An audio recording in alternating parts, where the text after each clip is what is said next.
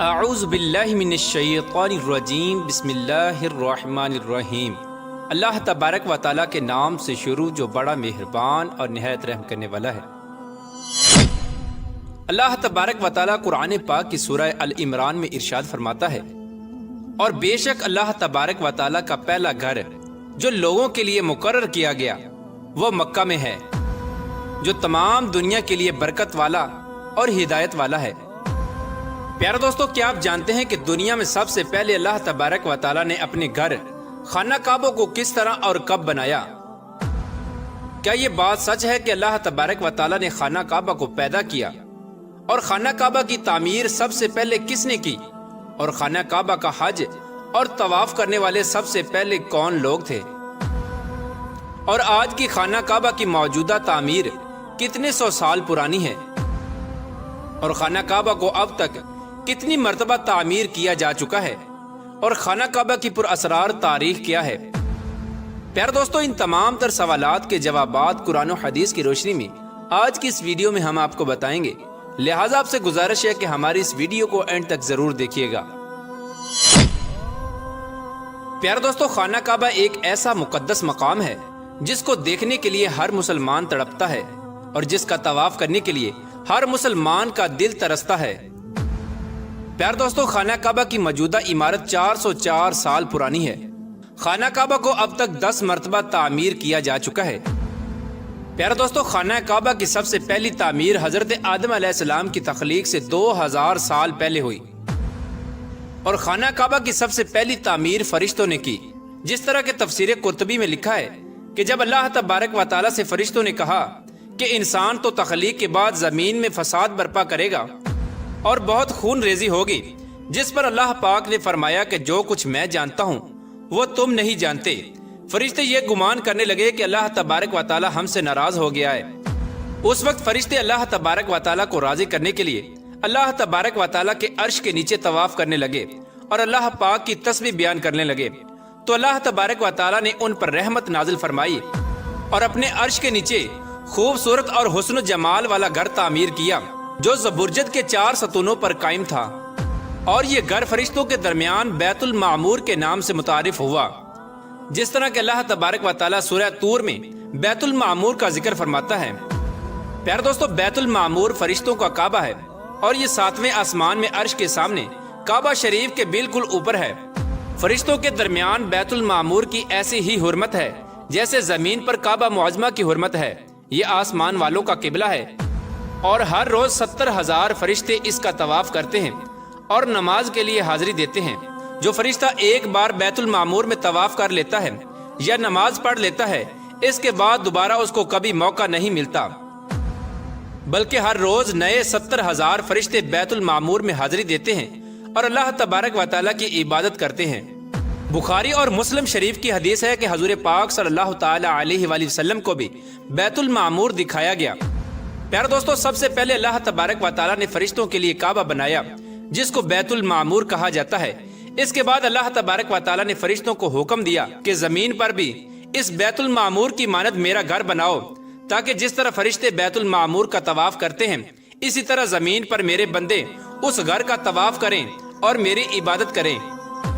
چنانچہ فرشتوں نے اللہ تبارک و تعالیٰ کے حکم کی تعمیل کرتے ہوئے سب سے پہلے زمین پر بیت اللہ شریف کی تعمیر کی اور اس کا طواف شروع کیا، اور فرشتوں نے ہی سب سے پہلے خانہ کعبہ کا حج کیا۔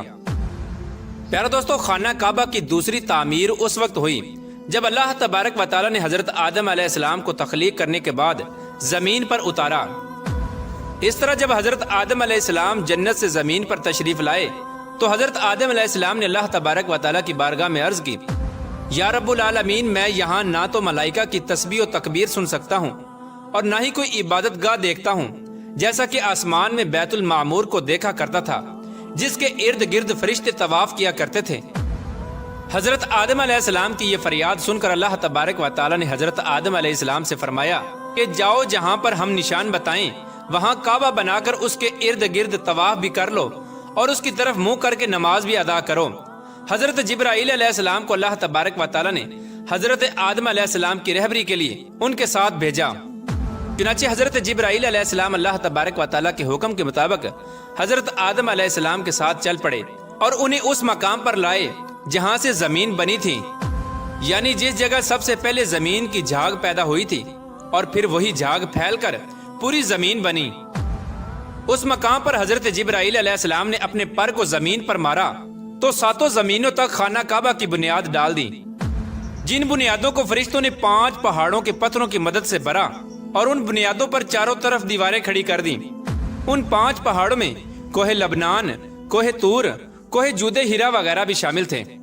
اس طرح اس دوسری تعمیر میں حضرت جبرائیل علیہ السلام، حضرت آدم علیہ السلام اور حضرت اماں حوا رضی اللہ تعالی عنہا نے بھی شرکت کی۔ حضرت اماں حوا رضی اللہ تعالی عنہا مٹی اٹھا کر لاتی اور حضرت آدم علیہ السلام خانہ کعبہ کی تعمیر کرتے۔ جب خانہ کعبہ کی تعمیر کا کام مکمل ہو گیا تو پھر اللہ تبارک و تعالی نے حضرت آدم علیہ السلام کو طواف کرنے کا حکم دیا اور ساتھ ہی فرمایا کہ آپ پہلے انسان ہیں اور یہ پہلا گھر ہے۔ پھر حضرت آدم علیہ السلام خانہ کعبہ کی طرف منہ کر کے نماز ادا کیا کرتے اور اللہ تبارک و تعالی کی عبادت میں مشغول رہا کرتے۔ خانہ کعبہ کی تیسری تعمیر۔ پیارے دوستو، تعمیر آدم کے بعد وقت کے ساتھ ساتھ خانہ کعبہ کی دیواریں بھی کمزور ہونے لگیں، تو حضرت آدم علیہ السلام کے بیٹے حضرت شیس علیہ السلام نے مٹی اور پتھر سے خانہ کعبہ کو دوسری مرتبہ تعمیر کیا، جبکہ بعض مفسرین کا یہ کہنا ہے کہ حضرت شیس علیہ السلام نے صرف خانہ کعبہ کی مرمت کا کام کیا، اس کی تعمیر نہیں کی۔ پیارے دوستو، اب بات کرتے ہیں خانہ کعبہ کی چوتھی تعمیر کے بارے میں۔ خانہ کعبہ کی چوتھی تعمیر اس وقت ہوئی جب اللہ تبارک و تعالی نے حضرت نوح علیہ السلام کی قوم پر طوفان کا عذاب بھیجا۔ طوفان نوح میں خانہ کعبہ کی عمارت غائب ہو گئی اور بعض روایات کے مطابق خانہ کعبہ کی عمارت کو اٹھا لیا گیا اور یہ جگہ صرف ایک اونچے اور سرخ ٹیلے کی طرح رہ گئی تھی۔ اس طوفان کے بعد جب حضرت ابراہیم علیہ السلام اس دنیا میں تشریف لائے تو اللہ تبارک و تعالی نے حضرت ابراہیم علیہ السلام کو خانہ کعبہ کی تعمیر کرنے کا حکم دیا۔ حضرت ابراہیم علیہ السلام نے چوتھی مرتبہ خانہ کعبہ کو کس طرح تعمیر کیا، اس واقعے کا پس منظر کچھ یوں ہے کہ جب اللہ تبارک و تعالی کے حکم کے مطابق حضرت ابراہیم علیہ السلام نے اپنی بیوی حضرت بی بی ہاجرہ رضی اللہ تعالی عنہا اور اپنے پیارے بیٹے حضرت اسماعیل علیہ السلام کو مکہ کی بنجر و ویران زمین اور پہاڑوں کے درمیان چھوڑ دیا، جہاں پر کوئی انسانی آبادی کا نام و نشان نہ تھا اور نہ ہی خانہ کعبہ کی عمارت تھی۔ خانہ کعبہ کی جگہ بس ایک سرخ رنگ کا ٹیلا تھا۔ اس وقت حضرت ابراہیم علیہ السلام نے اپنی بیوی اور بچوں کو چھوڑ کر اللہ تبارک و تعالیٰ کے حکم کے مطابق مکہ کی طرف پہلا سفر کیا۔ اس کے بعد جب دوسری دفعہ حضرت ابراہیم علیہ السلام اپنے خاندان سے ملنے کے لیے فلسطین سے مکہ آئے تو تب حضرت اسماعیل علیہ السلام کی قربانی کا واقعہ پیش آیا، اور تیسری بار جب حضرت ابراہیم علیہ السلام مکہ میں تشریف لائے تو حضرت اسماعیل علیہ السلام کی شادی ہوئی اور اس وقت حضرت ہاجرہ رضی اللہ تعالی عنہا کا انتقال ہو چکا تھا۔ چوتھی مرتبہ جب حضرت ابراہیم علیہ السلام مکہ میں تشریف لائے تو آپ کی ملاقات آپ کے بیٹے حضرت اسماعیل علیہ السلام سے نہ ہوئی۔ پھر پانچویں مرتبہ جب حضرت ابراہیم علیہ السلام مکہ میں تشریف لائے تو اس وقت اللہ تبارک و تعالی نے حضرت ابراہیم علیہ السلام کو بیت اللہ کی تعمیر کرنے کا حکم دیا۔ حضرت ابراہیم علیہ السلام نے حضرت اسماعیل علیہ السلام سے فرمایا کہ میرے بیٹے اللہ تبارک و تعالی نے مجھے حکم دیا ہے کہ میں اس گھر کی تعمیر کروں، تو حضرت اسماعیل علیہ السلام نے عرض کیا کہ ضرور کیجئے، میں خدمت کے لیے حاضر ہوں۔ چنانچہ ایک روایت کے مطابق خانہ کعبہ کی بنیادوں کی نشاندہی حضرت جبرائیل علیہ السلام نے کی، اس پر حضرت ابراہیم علیہ السلام اور حضرت اسماعیل علیہ السلام نے تعمیر کا کام شروع کیا۔ جب کھدائی شروع ہوئی تو قدیمی بنیادیں ظاہر ہونے لگیں جن پر حضرت آدم علیہ السلام نے بیت اللہ شریف کی تعمیر کی تھی۔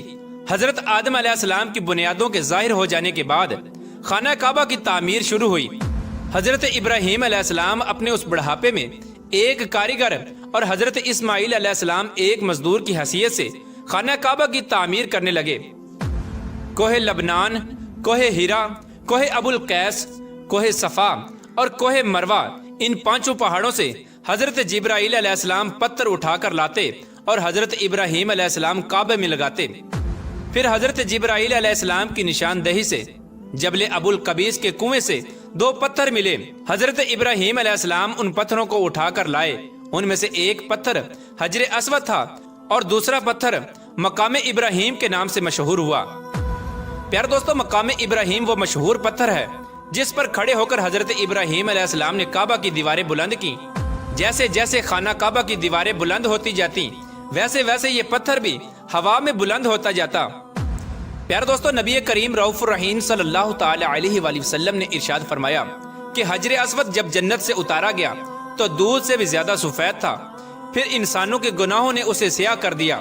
اور ایک اور روایت کے مطابق نبی کریم رؤوف الرحیم صلی اللہ تعالی علیہ وآلہ وسلم نے ارشاد فرمایا، حجر اسود اور مقام ابراہیم جنت کے یاقوتوں میں سے دو یاقوت ہیں، اللہ تبارک و تعالی نے ان کے نور کی روشنی کو بجھا دیا۔ اگر اللہ تبارک و تعالی ان کے نور کی روشنی کو نہ بجھاتا تو یہ مشرق سے مغرب تک سب کو روشن کر دیتے۔ خانہ کعبہ کی 5ویں اور 6ٹھی تعمیر۔ خانہ کعبہ کو 5ویں بار قوم عمالقہ اور 6ٹھی مرتبہ قبیلہ جرہم نے تعمیر کیا۔ قبیلہ جرہم میں سے جس شخص نے یہ کام کیا اس کا نام حرس بن مداد اصغر تھا۔ خانہ کعبہ کی 7ویں تعمیر۔ خانہ کعبہ کی 7ویں تعمیر کرنے والے نبی آخر الزمان حضرت محمد مصطفیٰ صلی اللہ تعالی علیہ وآلہ وسلم کے پاک نسب میں سے ایک بزرگ ہیں جن کا نام حضرت قصہ بن کلاب تھا۔ انہوں نے خانہ کعبہ کی از سر نو تعمیر کی اور ایک بے مثال پختہ عمارت تعمیر کرائی۔ پیارے دوستو، خانہ کعبہ کی 8ویں تعمیر کی ضرورت اس وقت پڑی جب قبیلہ قریش کے سرداری کے دور میں ایک زبردست سیلاب آیا جس سے خانہ کعبہ کی دیواریں بے حد کمزور ہو گئیں، تو متفقہ فیصلے کے تحت خانہ کعبہ کو قبیلہ قریش نے دوبارہ سے تعمیر کروایا، جس تعمیر میں نبی آخر الزمان حضرت محمد مصطفیٰ صلی اللہ تعالی علیہ وآلہ وسلم کی ذات اقدس نے بھی شرکت فرمائی۔ لیکن اس وقت سرمایہ کم ہونے کی وجہ سے قریش کی تعمیر میں حتیم کعبہ کو شامل نہیں کیا گیا تھا۔ خانہ کعبہ کی 9ویں تعمیر اس وقت ہوئی جب یزیدی فوج کی سنگ باری کی وجہ سے خانہ کعبہ کی دیواریں شکستہ ہو گئیں، تو حضرت عبداللہ بن زبیر نے حتیم کعبہ جو کہ قریش کی تعمیر میں شامل نہیں کیا گیا تھا اس کو بھی شامل کر کے بنیاد ابراہیمی پر خانہ کعبہ کو نئے سرے سے تعمیر فرمایا۔ خانہ کعبہ کی 10ویں تعمیر۔ عبد الملک بن مروان کے نائب حجاج بن یوسف جو کہ ایک ظالم حکمران تھا، اس نے 74 ہجری میں پھر سے خانہ کعبہ کو قریش والی تعمیر کے مطابق بنوایا۔ اس کے دور کے بعد جب خلیفہ ہارون مسند پر بیٹھا تو اس نے خانہ کعبہ کو منہدم کرنے کا فیصلہ کیا اور حضرت عبداللہ بن زبیر کی تعمیر کے مطابق خانہ کعبہ کو تعمیر کرنا چاہا، لیکن امام ابو یوسف نے یہ کہہ کر اسے روک دیا کہ اگر یہی طریقہ کار رہا تو پھر ہر آنے والا حکمران اپنی شہرت کے لیے خانہ کعبہ کو گرا کر نئی تعمیر کروایا کرے گا اور اس طرح لوگوں کے دلوں میں اس گھر کی عظمت کم ہوتی جائے گی۔ پھر 1040 ہجری میں سلطنت عثمانیہ کے سلطان مراد بن احمد خان شاہ قسطنطنیہ نے حجر اسود والے رکن کے علاوہ ساری عمارت کی بنیاد کو بنیاد حجاج کے موافق تعمیر کروایا۔ اس تعمیر کا کام 6 ماہ کے اندر مکمل ہوا۔ اس نے خانہ کعبہ کے اندر سنگ مرمر کا پتھر لگوایا اور نہایت ہی خوبصورت چھت بنوائی، اور باہر کی دیواریں سنگ خارا سے چونا میں چنی گئیں اور نہایت ہی نفیس اور ریشمی سیاہ رنگ کا پردہ خانہ کعبہ پر ڈالا گیا جس پر کلمہ طیبہ تحریر تھا اور سنہری لفظوں میں سلطان کا نام بھی لکھا ہوا تھا۔ اس طرح سلطنت عثمانیہ کی تعمیر کے بعد شاہ فہد بن عبد العزیز نے سن 1417 کو بیت اللہ شریف کی تجدید کا کام شروع کیا، لہٰذا اس طرح خانہ کعبہ کی موجودہ عمارت کم و بیش 404 سال پرانی ہے، کیونکہ یہ عمارت 1040 ہجری میں بنی اور اب 1444 ہجری ہے۔ اللہ تبارک و تعالیٰ سے دعا ہے کہ اللہ تبارک و تعالیٰ اپنے بیت اللہ شریف کی بار بار زیارت نصیب فرمائے اور حج بیت اللہ کی سعادت نصیب فرمائے۔